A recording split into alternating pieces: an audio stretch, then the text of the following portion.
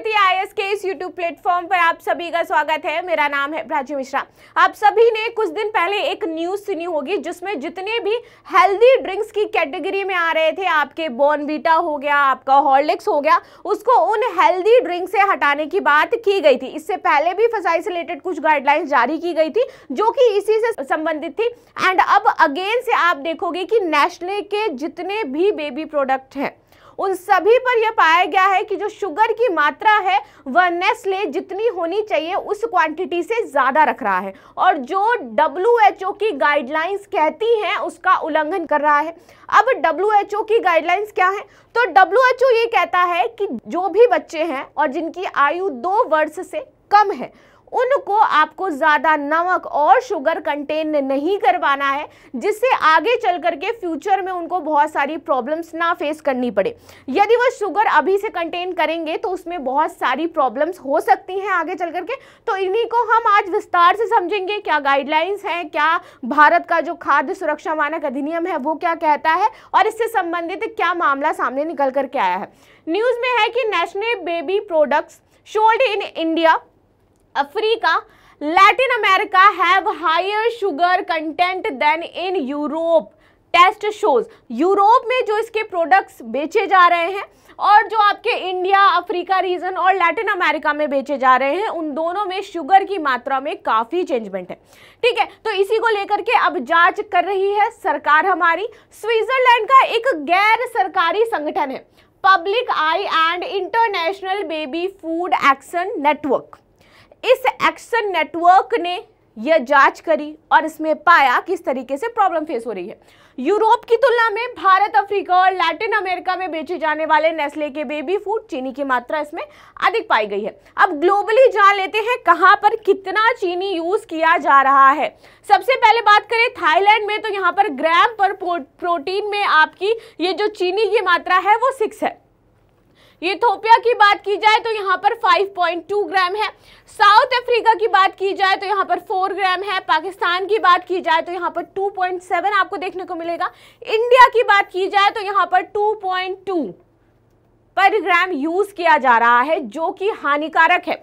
और इसके बाद बांग्लादेश में 1.6, वहीं यूके एंड जर्मनी, ये 2 ऐसे स्टेट्स कंट्री हैं जहां पर आप देखोगे कि 0 शुगर यूज किया जाता है बेबी प्रोडक्ट्स में, क्योंकि वो WHO से रिलेटेड जो भी गाइडलाइंस हैं उनको स्ट्रिक्टली फॉलो करते हैं। लेकिन भारत क्यों नहीं कर रहा है? क्योंकि भारत में यह छूट दी गई है भारतीय सरकार के द्वारा कि आप क्या है इस तरीके के प्रोडक्ट में थोड़ा, बहुत ज्यादा नहीं, थोड़ा अतिरिक्त शुगर यूज कर सकते हो। ठीक है, तो इसीलिए यहाँ पर भारत में जो भी इससे रिलेटेड प्रोडक्ट्स बनाए जाते हैं उसमें थोड़ा शुगर यूज किया जाता है, बट ये मात्रा अब क्या हो गई है, ज्यादा हो गई है, जो कि हमारे लिए चिंता का विषय है। क्योंकि आजकल आप देखोगे जितने भी छोटे बच्चे हैं, बॉर्नवीटा हो गया, चॉकलेट्स हो गई और इससे रिलेटेड जो चीजें हैं वो बहुत अच्छे से खाते हैं, बहुत चाव से खाते हैं। तो अभी हम उनको प्यार प्यार में दिला भी देते हैं, लेकिन वही चीज़ें आगे जाकर के उनको क्या है, प्रॉब्लम क्रिएट कर सकती हैं। इससे उनको टाइप 2 मधुमेह तक हो सकता है, ऐसा WHO ने कहा है। तो हमें क्या करना है, थोड़ा सा स्ट्रिक्टली चीज़ों को फॉलो करना है और साथ ही साथ हमें अपने बच्चों की हेल्थ की भी ख्याल रखनी पड़ेगी।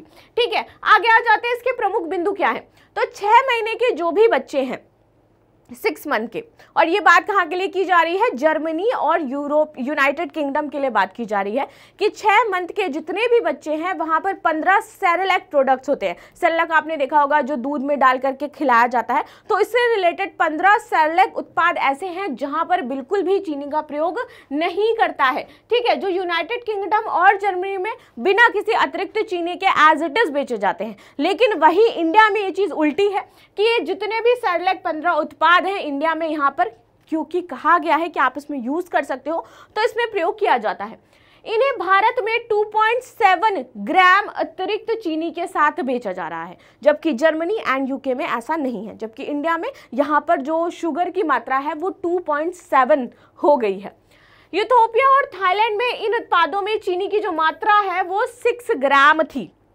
और भारतीय सुरक्षा एवं मानव प्राधिकरण इस रिपोर्ट की जांच अब कर रहा है, देख रहा है कि क्या ऐसा है या नहीं है।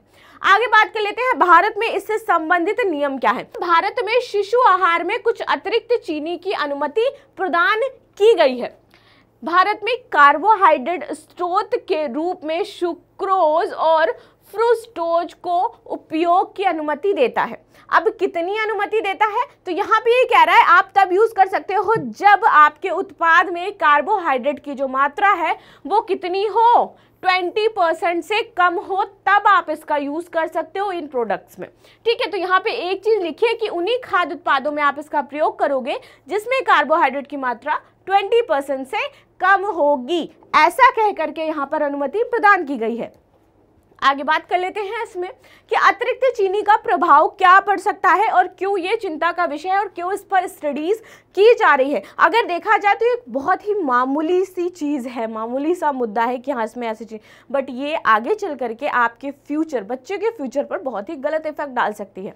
इससे क्या हो सकता है, तो WHO ने कहा है कि 2 साल से कम उम्र के बच्चों को अतिरिक्त चीनी ना देने की सलाह है, क्योंकि इससे वजन भी बढ़ता है, मोटापा जिससे हो जाता है, इससे बाद में टाइप 2 मधुमेह होने का खतरा रहता है, हृदय रोग से संबंधित बीमारियां हो सकती हैं और कुछ प्रकार के कैंसर जैसी बीमारियां भी इससे विकसित होने का खतरा रहता है यदि हम इस तरह से कंटिन्यू बहुत छोटे बच्चे को ज़्यादा शुगर कंटेन करवा रहे हैं। तो यदि आप ऐसा कर रहे हैं या अभी तक आपको नहीं पता था, आज आपको पता चला, इस रिलेटेड आपको आज जानकारी मिली है, तो आप अपने बच्चे को अभी से, यदि वह 2 वर्ष से कम उम्र का है, तो उसको शुगर की मात्रा कम करके दें। इवन इसीलिए हमारे यहाँ आप देखते हो कि उनको सही रीज़न नहीं पता है, लेकिन हम क्या करते थे, अपने वैदिक रीजंस का और ऐसे प्रयोग करते थे।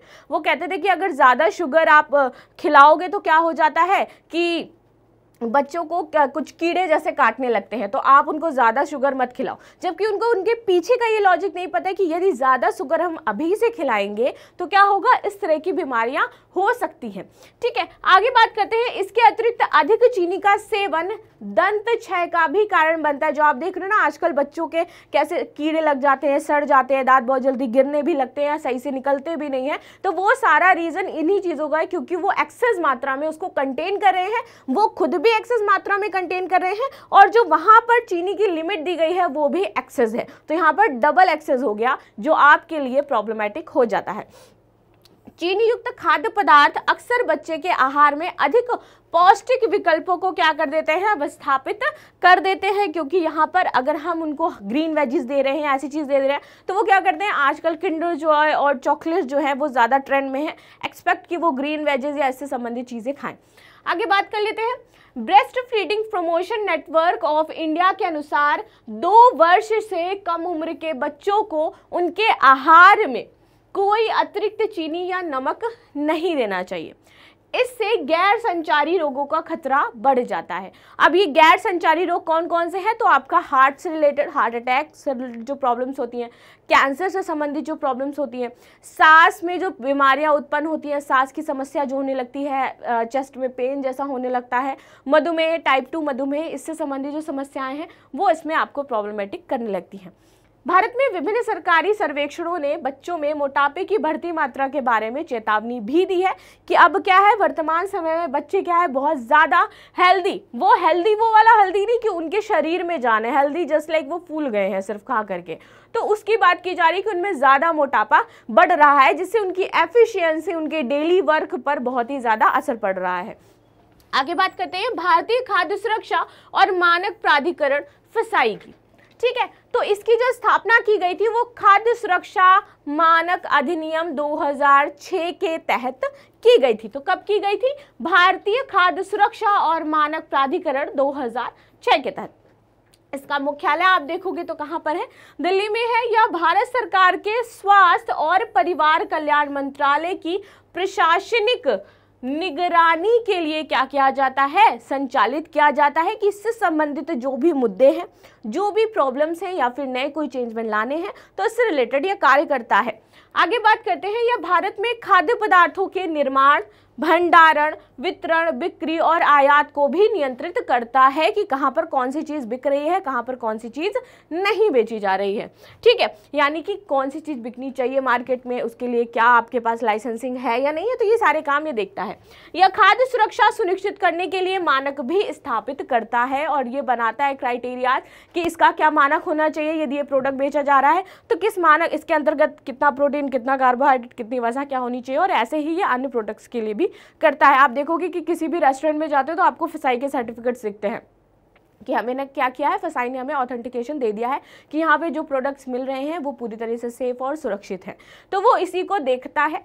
आगे बात कर लेते हैं इसमें अंत में प्रश्न की कि प्रश्न क्या है हमारा। तो प्रश्न कह रहा है कि निम्नलिखित में जो निम्नलिखित कथन है इन पर विचार कीजिए कि इनकी स्थापना खाद्य सुरक्षा और मानक अधिनियम 2006 के तहत की गई थी। यह गृह मंत्रालय की प्रशासनिक निगरानी से संचालित होता है। यह भारत में खाद्य पदार्थों के निर्माण, भंडारण, वितरण, बिक्री और आयात को क्या करता है, नियंत्रित करता है। ठीक है, उपयुक्त में से कौन से कथन सही है? केवल एक, केवल दो, सभी तीनों और कोई भी नहीं। तो प्रश्न को ध्यान से देख लीजिए और कमेंट में आंसर जरूर दीजिएगा। तो मिलते हैं नेक्स्ट क्लास में, तब तक के लिए धन्यवाद। लाइक शेयर सब्सक्राइब करना बिल्कुल भी ना भूलें।